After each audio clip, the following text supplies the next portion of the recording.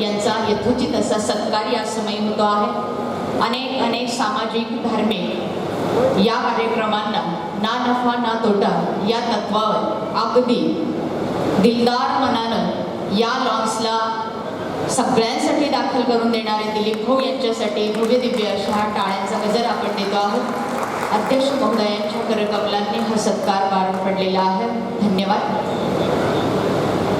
माजी नगराध्यक्षा माजी विश्वस्त सन्माननीय सौभाग्यवती अनिताताई जगतापताई मनपूर्वक स्वागत। सन्माननीय नगरसेविका महोदया वंदनाताई गोलकर पाटीलताई मनपूर्वक स्वागत। आणि लगेचच अध्यक्षांच्या आदेशानं एक शास्त्रज्ञ एक उद्योजक कुठलाही कागद न घेता सगळा कार्यक्रम तोंडपाठ आहे। तोंडपाठ आहे म्हणण्यापेक्षा तो मनात आहे, तो डोक्यात होता, डोक्यातून तो मनात आला आणि लगेच वाणीतून आपल्यापर्यंत आला। म्हणजे साईनाथांची कृपा कशी आहे। पुन्हा एकदा अध्यक्ष महोदयांच्या ऋणात राहू इच्छितो आहोत की किती सुंदर रीतीनं आपण साधा सहज अशा शब्दांमध्ये या ऐतिहासिक पर्वाला मांडले। आणि म्हणूनच साहेब म्हटले होते की आपण बोटवर करणार आहात। आपण लगेचच वळतो आहोत श्री साई सेवक योजनेच्या प्रतिनिधींच्या या चर्चासत्राकडे। श्री साई सेवक प्रतिनिधी आपण सर्वजण आहात, बोटवर करणार आहात, आपल्यापर्यंत माईक दिला जाईल आणि आपण आपले विचार आपलं मनोगत या समय मांडता आहात। धन्यवाद। कृपया आपलं नाव सांगणार आहात। तुमच्या स्वयंसेवकांनी हात वर करून ठेवावा आणि त्यांच्यापर्यंत माईक पोहोचलेला असू द्या।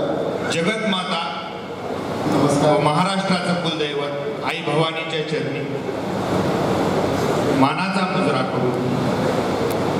या पवित्र भूमी शिर्डीच्या पवित्र भूमीत नतमस्तक होऊ आणि सन्माननीय विश्वस्त व्यवस्था यांनी आम्हाला ही अनमोल संधी मिळवून दिली।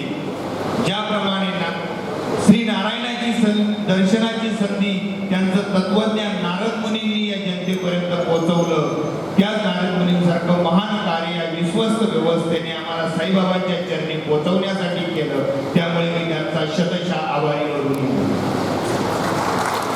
मी ज्या वेळेस शिर्डीमध्ये येतो साईबाबांच्या भक्तांबरोबर त्यावेळेचे फोटो पाहतो, त्यावेळेस बाबांचे त्यावेळेस मनाला नेहमी प्रश्न पडायचा की किती पुण्यवान आत्मे असतील हे की यांना बाबांच्या त्यावेळेस दर्शनाची संधी मिळाली। आमच्या आयुष्यात असं पुण्य आम्ही कधी केलं नसेल का की यांचा सहवास आम्हाला काही क्षणापुरता तरी लाभावा। पण कदाचित आज 20 वर्षापासून मस्ती तालुका साक्री जिल्हा धुळे इथून आवसाई दिंडी येते। कदाचित आमची भावना आमची सेवा आमचं कष्ट बाबांच्या हृदयापर्यंत पोहोचलं असेल। म्हणून आज आमच्या जीवनातील एक अनमोल क्षण आपण आम्हाला उपलब्ध करून दिला, त्याबद्दल मी आपला आयुष्यभर ऋणी राहील।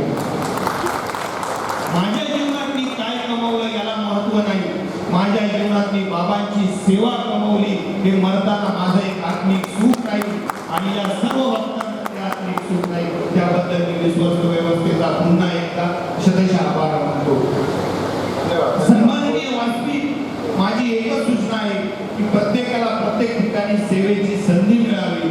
व्यवस्थेने सलग आठवडाभर एकाच ठिकाणी न राहता प्रत्येक गटाचं एक वेळापत्रक तयार करावं व प्रत्येक ठिकाणी त्यांना एक दिवस का होईना, कारण प्रत्येकाला वाटतं की माझी बाबांच्या चरणी एक दिवस संधी मिळायला पाहिजे। म्हणून एक सूचना करतो, आपल्या चरणी विनम्र सूचना करतो आणि तेवढं आमच्या पत्रात पुण्य पाडण्याची संधी आम्हाला द्या। एक गटाचं वेळापत्रक तयार करा, पहिल्या दिवशी इथं, दुसऱ्या दिवशी तिथं, तिसऱ्या दिवशी तिथं। कदाचित त्रास होईल पण तेही एवढा त्रास द्या आणि आम्हाला सर्वांना तेवढं पुण्य मिळवून द्या, एवढी तुझी सूचना करतो। शतशः धन्यवाद आणि या भक्तीला शतशः नमन करून महाराष्ट्राचे आराध्य दैवत छत्रपती शिवाजींना मानाचा मुजरा करून जय हिंद जय शिवराय। ओम साईराम। ओम साईराम। ओम साईराम। एक सूचना अशी आहे की आपण डायरेक्ट सूचनेवर या।